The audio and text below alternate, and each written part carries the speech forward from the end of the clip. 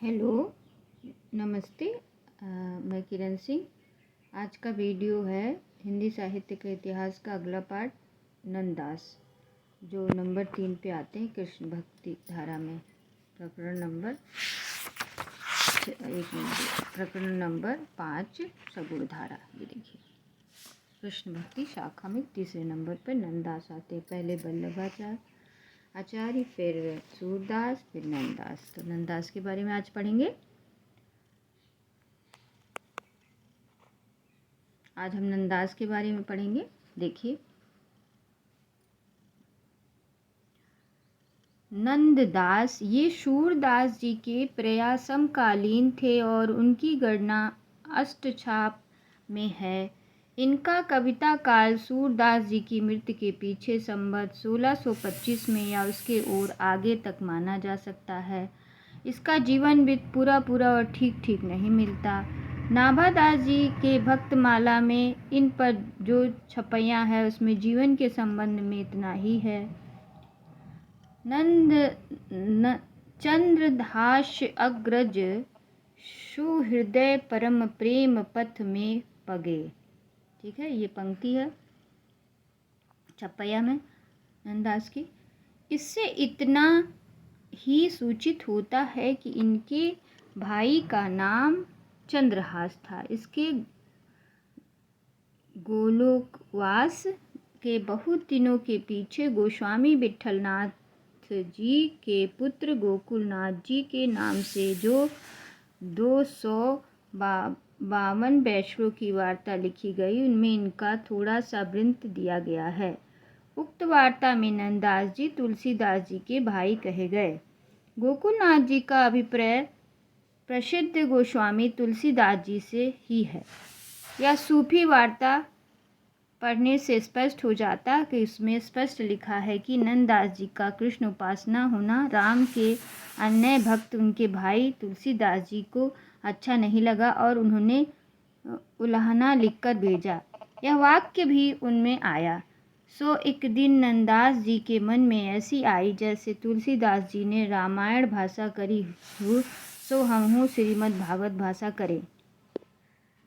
गोस्वामी जी नंददास के साथ वृंदावन जाना और वहाँ तुलसी मस्तक तर नवे धनुष बाण ले हाथ वाली घटना भी उक्त वार्ता में ही लिखी।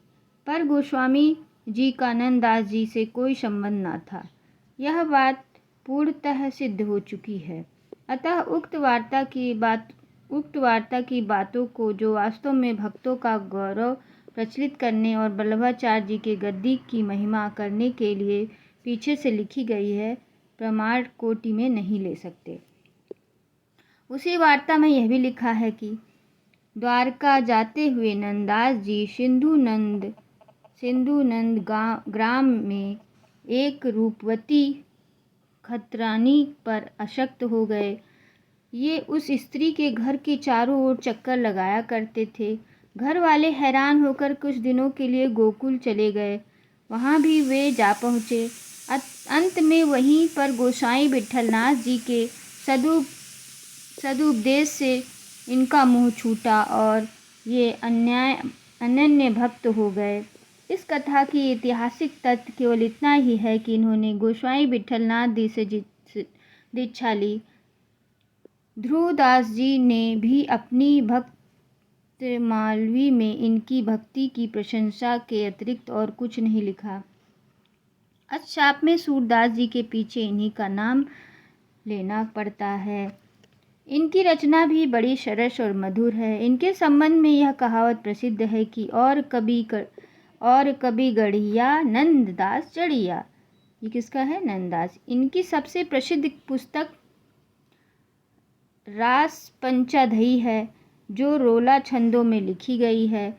इसमें जैसा कि नाम से ही प्रकट है, कृष्ण की रास लीला का अनुप्रसाद युक्त साहित्यिक भाषा में विस्तार के साथ वर्णन है। जैसा कि पहले कहा जा चुका है, सूर ने स्वाभाविक चलती भाषा का ही अधिक आश्रय लिया।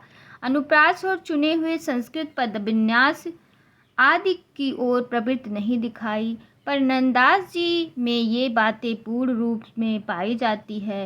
रास पंचदही के अतिरिक्त इन्होंने ये पुस्तकें लिखी: भागवत दशम स्कंद, रुक्मणी मंगल, सिद्धांत पंचदही, रूप मंजरी, रस मंजरी, मान मंजरी, बिरहा मंजरी, नामचित मणिमाल, अनेकार्थ नाम माला कोश, दान लीला, मान लीला, अनेकार्थ मंजरी, ज्ञान मंजरी, श्याम सगाई, भ्रमर गीत, सुदामा चरित। 2 ग्रंथ इनके लिखे और कहे जाते हैं।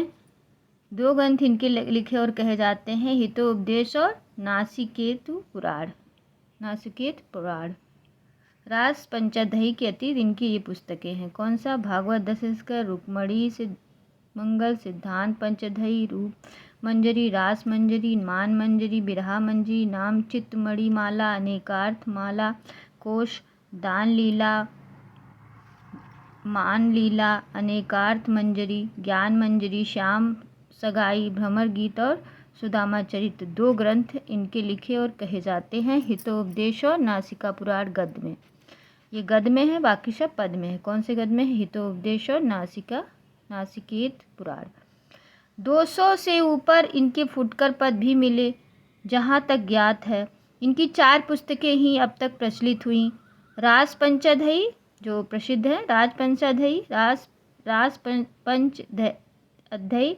रास पंचदही, भ्रमर गीत, अनेकार्थ मंजरी, रास पंचदही, भ्रमर गीत, अनेकार्थ मंजरी, अनेकार्थ नाम माला। इनमें रास पंचदही और भ्रमर गीत ही प्रसिद्ध हैं, अतः इनमें कुछ अवतरण आगे दिए जाते हैं। रास पंचदही से ये कौन सी पद है? रास पंचदही। देखिए: तहि छिन उठय राज उदित, रस राज सहायक, कुमकुम मंडित बदन, प्रिय जनु नागरी नायक, कोमल किरण अरुण मानो, बन व्यापी रहियो। देखिए किरण है, किरण का मतलब किरण होता है। कोमल किरण अरुण मानो, बन व्यापी रहियो, मन सिज खेल्यो फाग घुमड़ी, धुरि रहो गुलाल ज्यों, फटिका छटासी किरण कुज रंधन जब आई, मनहु बितत बितान सुदेश, तानव तनाई, तब लीला कर कमल योग माला सी मुरली, अब घटित घटना चतुर बहुरी, अधरन सुर जुरली। भ्रमर गीत से: कहन श्याम संदेश एक, मैं तुम पे आयो, कहन स्वयं संकेत कहूँ अवसर नहीं पायो, सोचत ही मन में रहो कब पाऊँ इक ठाहूँ, कही संदेश नंद लाल को बहुरी मधुपुरी जाऊँ। तो संदेश लेकर आए थे और एक एकांत ढूंढ रहे थे और ये कहकर कहाँ जाना चाह रहे थे? मधुपुरी। ये सुनो ब्रज नागरी से है।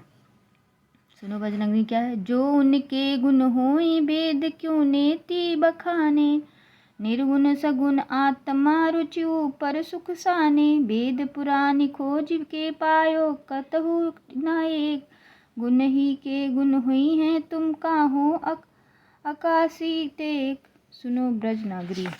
ठीक है, सुनो ब्रज नगरी का है ये सुनो ब्रज नगरी का है और ये है सुनो ब्रज नगरी। ये भी सुनो ब्रज नगरी का है। कौन कौन सा?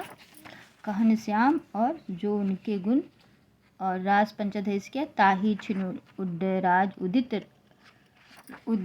उदित रस राज सहायक। ये उनके किसका है? रास पंचदश से नंदा जी का।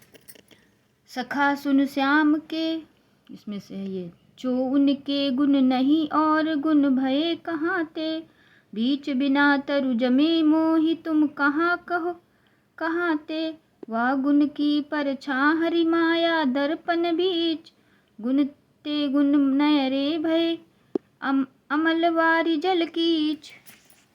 तो ये सखा सुन श्याम से, सखा कह रहे हैं श्याम से ये वाली पंक्ति, जो उनके गुण नहीं और गुण भये कहाँ ते। कृष्णदास चौथा आ गया। तो आज कृष्णदास बढ़ाएंगे।